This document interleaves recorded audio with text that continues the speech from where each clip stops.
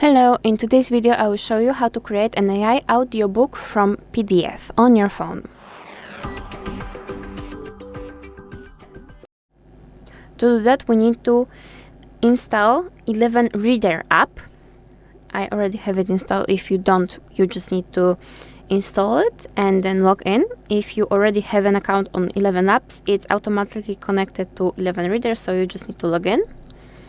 And as you can see, we have a few options. We can scan a text, but we want to create it from PDF, so we just need to upload the file and then just pick one file you want. So I would just pick this one because I already downloaded the book before, and it may take a few minutes before it loads.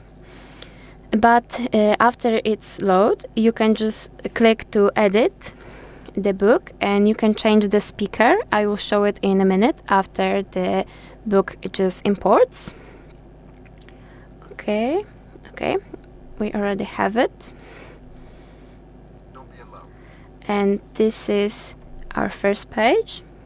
And when we click here, we can change the voice. So we can create a new voice or change it to just the other voice.